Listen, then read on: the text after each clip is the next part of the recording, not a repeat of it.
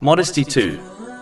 The one who always remembers that Allah, the Exalted, is observing them, will adopt shame and modesty of Him.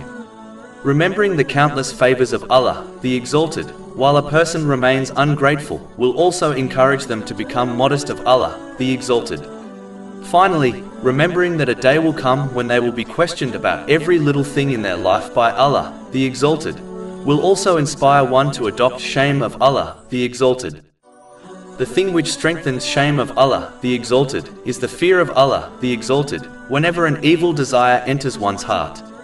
This is because the heart believes that Allah, the Exalted, is fully aware of this desire.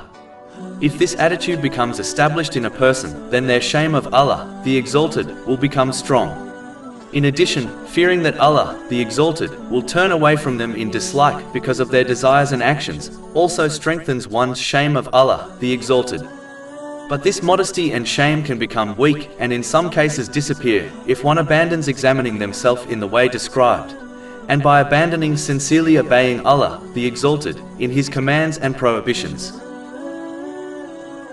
Over 400 free ebooks, audiobooks, infographics, podcasts and blogs available on our website, www.shakepod.com.